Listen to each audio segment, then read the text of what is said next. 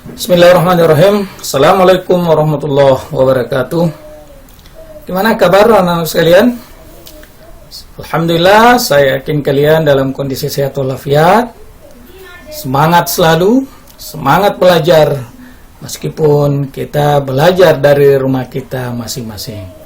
Tetapi saya yakin bukan itu menjadi alasan bagi kita untuk tidak bersemangat. Oleh karena itu, mari kita selalu bersemangat meraih cita-cita, melewati hari-hari kita dengan penuh semangat dan doa kepada Allah Subhanahu wa Ta'ala. Anak-anakku sekalian, ini adalah pertemuan pertama atau materi pertama kalian di kelas 8. Pada materi kali ini kita akan bersama-sama membahas tentang iman kepada kitab-kitab Allah Subhanahu wa Ta'ala. Saya yakin kalian sudah pernah mendengar, mungkin sudah dipelajari di kelas 7 atau sudah pernah dipelajari waktu kalian berada di SD.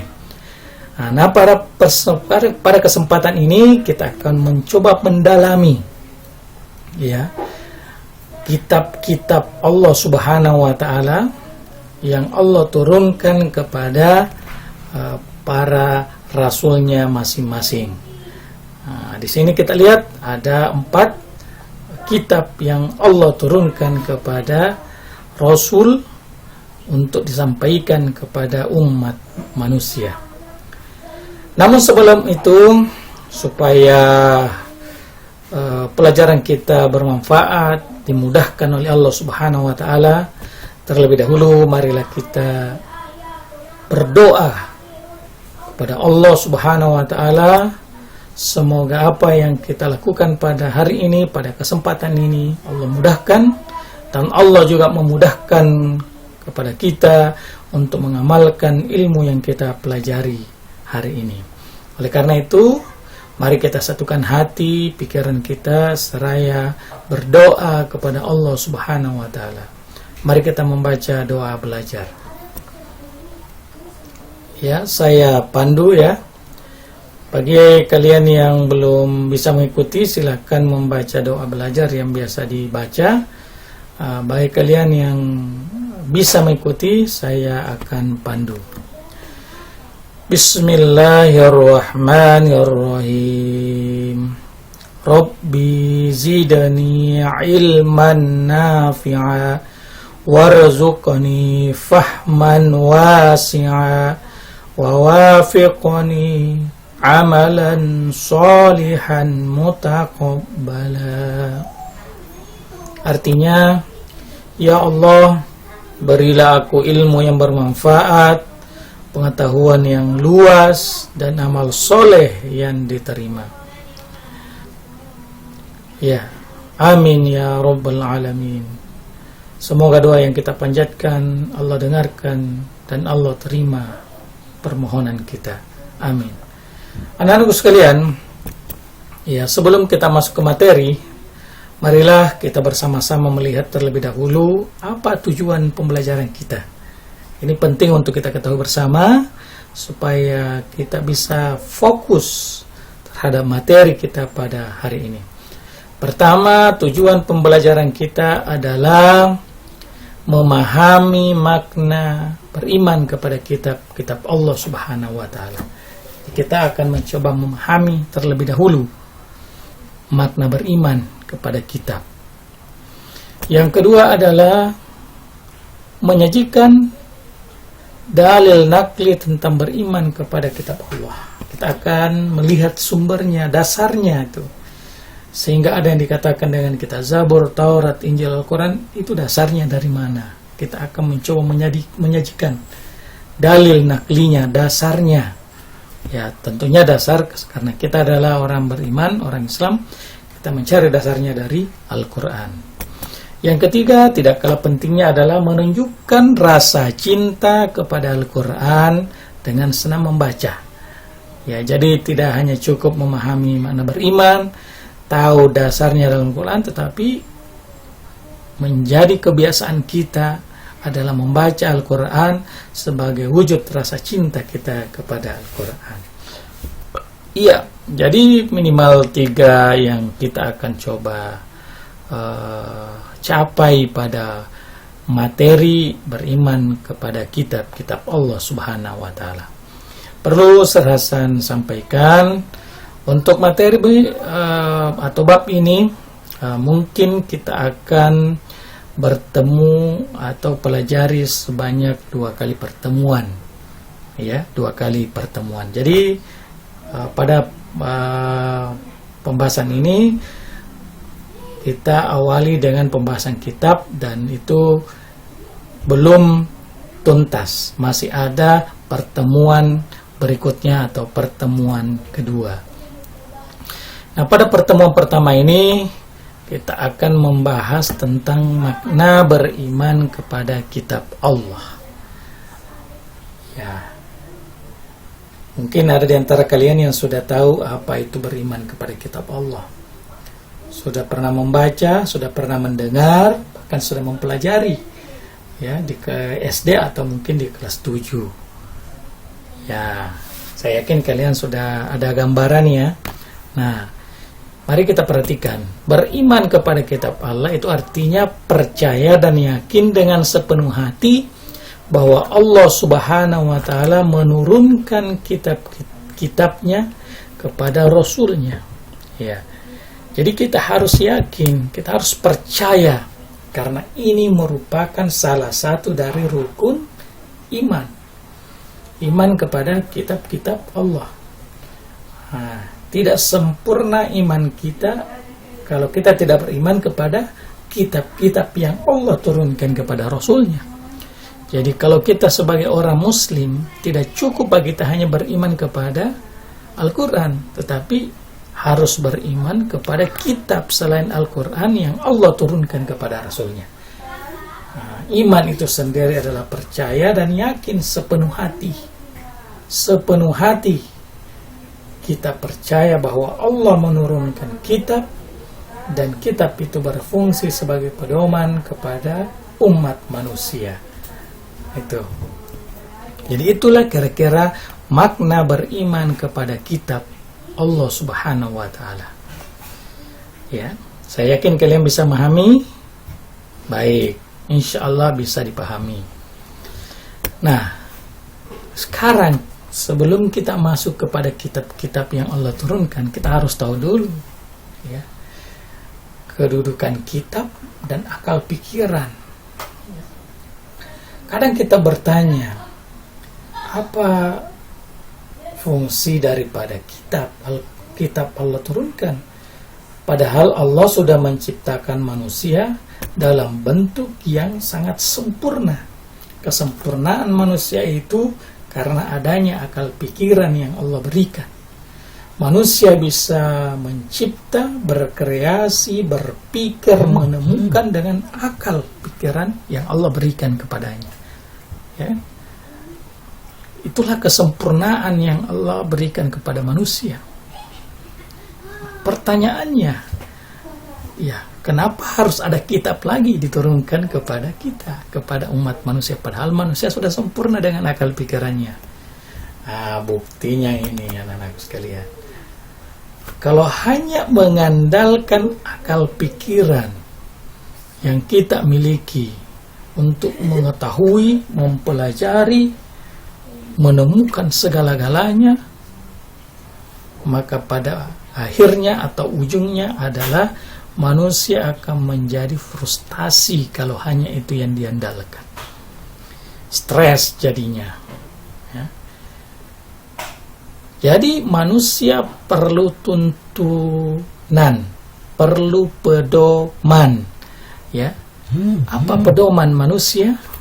Pedoman manusia itu adalah kitab yang Allah turunkan kepada kita. Ya. Nah, jadi kita tidak bisa mengatakan tidak perlu ada kitab karena saya sudah punya akal pikiran. Baik, oke, akal pikiran bisa digunakan untuk berpikir, tetapi manusia kadang disesatkan oleh pikirannya sendiri. Nah, manusia kadang tidak tahu mana yang baik, mana yang buruk. Ya, Karena di sini di manusia juga ada nafsu, sehingga manusia yang merupakan ciptaan Allah harus kembali kepada kitab yang Allah turunkan kepada kita untuk mendapatkan kesempurnaan hidup baik di dunia maupun di akhirat. Jadi Al-Quran atau kitab-kitab yang lain itu berfungsi sebagai pedoman hidup. Untuk mengetahui mana yang hak, mana yang batil, Allah jelaskan dalam Al-Quran. Ibaratnya adalah Allah menciptakan manusia, Allah lengkapi ciptaannya dengan buku pedoman hidup. Ya, buku pedoman sama dengan mobil baru, motor baru, Allah pasti sertakan dengan buku pedoman penggunaannya. Itu. Kemudian itulah kira-kira kedudukan kitab dan akal pikiran. Kalian sudah bisa memahami kan? Sudah bisa mencoba meresapi, merenungkan seperti apa manusia jika sekiranya tidak punya pedoman hidup. Ya. Baik anak sekalian, sekarang kita masuk kepada kitab dan rasul penerimanya. Yang pertama, Allah menurunkan kitab Taurat. Baik, terima kasih. Jadi kitab Taurat ini diturunkan kepada Nabi Musa alaihissalam pada abad ke-12 sebelum Masehi, diturunkan kepada Bani Israel.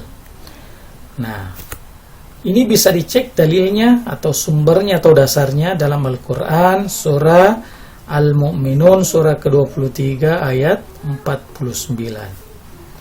Ya, perhatikan baik-baik ini. Di akhir nanti ada tugas ya. Ada tugas. Ini Quran surah Al-Mu'minun ayat 49. Nah, apa isi dari kitab Taurat? Pertama adalah perintah untuk mengesahkan Allah. Ya. Perintah untuk menyembah Allah Subhanahu wa taala. Yang kedua, larangan menyembah berhala atau patung. Karena manusia pada saat itu bingung siapa yang menciptakan, siapa yang harus disembah. Sehingga ada Taurat turun untuk memerintahkan manusia menyembah Allah dan tidak menyembah patung. Kemudian yang ketiga, larangan menyebut nama Allah dengan sia-sia. Tidak boleh mempermainkan nama Allah. Jangan sampai kita mempermainkan, bersumpah palsu dengan menyebut nama Allah, main-main mengatakan demi Allah padahal dia berbohong. Itu tidak boleh. Yang keempat, perintah menyucikan hari Sabtu. Yang kelima, perintah menghormati kedua orang tua. Larangan membunuh sesama manusia. Jadi Taurat juga memanusiakan manusia. Pada saat itu manusia siapa yang paling kuat, yang berkuasa, dan menzolimi yang lainnya, bahkan membunuh yang lemah. Al-Quran kitab Taurat turun melarang manusia untuk membunuh satu sama lain. Larangan berbuat zina, larangan mencuri, larangan menjadi saksi palsu, dan yang terakhir adalah larangan mengambil hak orang lain. Ada 10 isi perintah dan larangan di dalam kitab Taurat ini. Nah, yang kedua adalah ada kitab Zabur. Baik. Kitab Zabur ini diturunkan kepada Nabi Daud alaihissalam dan diturunkan pada abad ke-10 sebelum Masehi kepada kaum Yahudi. Ya. Jadi Allah menurunkan juga kitab setelah kitab Taurat tadi, yaitu kitab Zabur, yang isinya adalah berupa nyanyian-nyanyian. Ada nyanyian kebaktian untuk memuji Tuhan, ada nyanyian persorangan sebagai ucapan syukur kepada Tuhan, ada ratapan-ratapan jamaah, ada ratapan dan doa individu, dan ada nyanyian untuk raja-raja. Nah, inilah isi daripada kitab Zabur. Kitab Zabur. Kemudian yang ketiga adalah ada kitab Injil. Ya, kitab Injil ini diturunkan kepada Nabi Isa alaihissalam. Diturunkan pada abad ke-1 sebelum Masehi kepada Bani Nasrani. Dasarnya ada di dalam Al-Quran surah Maryam, surat ke-19 ayat 30. Ini nanti bisa dicek. Ya, perhatikan baik-baik ya, karena ada tugas di akhir. Nah, isi kitab Injil yang pertama adalah perintah untuk kembali mengesahkan Allah. Jadi setelah tadi perintah Taurat mengesahkan Allah, selang antara kitab Taurat dengan Injil ini, pada saat itu manusia banyak yang tidak menyembah Allah, sehingga kemudian kitab Injil turun untuk memerintahkan manusia kembali menyembah kepada Allah Subhanahu wa Ta'ala. Kemudian yang kedua adalah membenarkan keberadaan kitab Taurat, ya, membenarkan keberadaan kitab Taurat. Yang ketiga adalah menghapus beberapa hukum dalam kitab Taurat yang tidak sesuai dengan perkembangan zaman. Jadi ada beberapa ayat yang isinya tentang hukum di dalam kitab Taurat itu dihapus di dalam kitab Injil.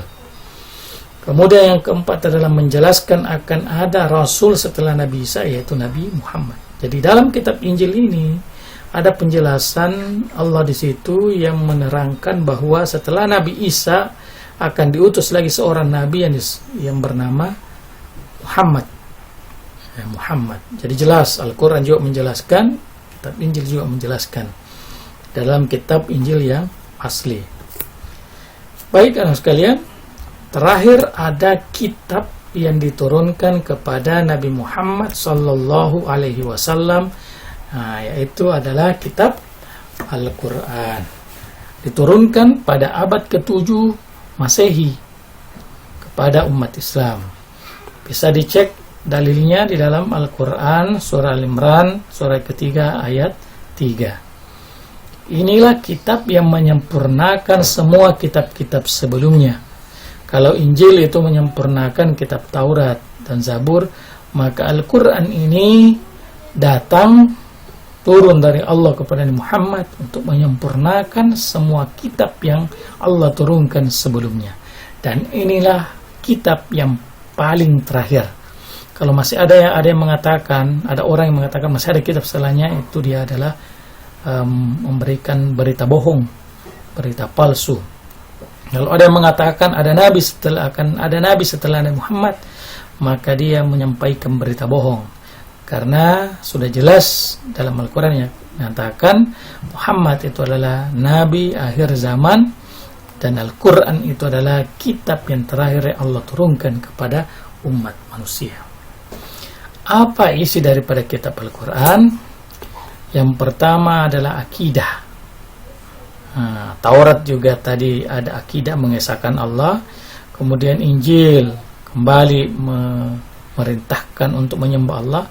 Di dalam Al-Quran ada akidah, perintah mengesahkan Allah, menyembah kepada Allah Subhanahu wa Ta'ala. Yang kedua ada akhlak, itu dipekerti, ya, bagaimana cara sopan santun, tata krama, semua ada dijelaskan di dalam Al-Quran. Yang ketiga ada ibadah, bagaimana cara sholat, zakat, puasa, haji, dan ibadah-ibadah yang lain juga dijelaskan di dalam Al-Quran. Kemudian ada muamalah, hubungan kepada sesama manusia, bagaimana seharusnya manusia berbuat, berperilaku kepada sesamanya, baik terkait dengan ekonomi, politik, dan sebagainya, ada di dalam Al-Quran dasar-dasarnya. Kemudian yang kelima ada tarikh atau sejarah. Di dalam Al-Quran juga dikemukakan sejarah orang atau umat-umat terdahulu. Bukan bermaksud untuk menceritakan saja, tetapi manusia diminta untuk memahami dan mengambil hikmah dari orang-orang yang hidup terdahulu sebelum kita. Bagaimana dia diberi nikmat oleh Allah, dan bagaimana di antara mereka ada yang diazab karena kesalahan yang dia lakukan. Nah, itulah kandungan inti dari isi kitab Al-Quran yang Allah turunkan kepada Nabi Muhammad. Jadi anak sekalian, ada 4 kitab yang Allah turunkan kepada nabinya masing-masing. Itulah yang disebut dengan kitab samawi. Yang pertama tadi adalah ada kitab Taurat, ada kitab Zabur, ada kitab Injil, dan terakhir ada kitab Al-Quranul Karim. Saya yakin anak-anak sekalian sudah bisa memahami, meskipun penjelasan ini sangat singkat, tetapi paling tidak kalian sudah ada gambaran tentang kitab-kitab yang Allah turunkan kepada umat manusia. Nah, penjelasan selengkapnya kalian bisa lihat atau membaca pada buku kalian masing-masing, atau juga bisa di-search melalui Google terkait dengan kitab-kitab yang Allah turunkan kepada umat manusia. Baik anak sekalian, kalau masih ada yang kurang jelas, nanti kita bisa jelaskan melalui guru agamanya masing-masing, bisa melalui pertanyaan, bisa WA pribadinya ditanyakan kalau masih ada yang belum jelas dari penjelasan ini. Paling tidak materi atau penjelasan ini bisa menjadi pemantik bagi kalian untuk bisa mencari lebih jauh ya tentang iman kepada kitab Allah atau kitab-kitab yang Allah turunkan kepada umat manusia. Saya kira cukup materi ini untuk lebih mendalami, untuk lebih memahami terkait dengan kitab-kitab yang Allah turunkan. Maka pada aktivitas siswa ini, Ustaz Hasan meminta kalian untuk menuliskan ayat beserta artinya yang menjelaskan tentang kitab-kitab yang Allah turunkan. Kitab Taurat, kitab Zabur, kitab Injil, dan Al-Quran. Nah, kitab Taurat itu disebutkan, bisa dilihat di slide 6. Di situ dicantumkan, dicari sendiri dalam Al-Quran ayatnya, serta artinya nanti dituliskan. Demikian juga Zabur ada di slide 7, Injil ada di slide 8, dan Al-Quran ada di slide 9. Ya, silakan dicermati ulang, kemudian dicari ayatnya serta artinya, dituliskan dengan baik, dengan cantik. Nah, setelah itu dikirimkan kepada guru agamanya masing-masing. Saya kira anak-anak sekalian cukup sekian. Mudah-mudahan kalian bisa mengambil manfaat, mengambil hikmah, mengambil pelajaran, bisa memahami pelajaran kita pada pertemuan kali ini. Insya Allah pada pertemuan kedua tentang iman kepada Allah, kita akan membahas tentang fungsi iman kepada kitab Allah, fungsi kitab-kitab itu diturunkan kepada umat manusia. Baik anak-anakku sekalian, demikian penjelasan dari Ustaz Hasan. Kalau masih ada kekurangan, itu datangnya dari saya. Kalau di situ ada kebaikan, itu datangnya dari Allah Subhanahu wa Ta'ala. Setelah ini, pesan Ustaz Hasan, silahkan langsung dikerjakan tugasnya, jangan ditunda-tunda lagi. Karena kalau ditunda itu bisa menjadi menumpuk pekerjaan kalian. Jaga kesehatan, tetap di rumah, tidak perlu keluar rumah kalau tidak ada urusan penting. Ya, jaga kesehatan semua. Kita tetap terhindar dari penyakit-penyakit termasuk virus corona ini. Demikian akhirul kalam. Wassalamualaikum warahmatullahi wabarakatuh.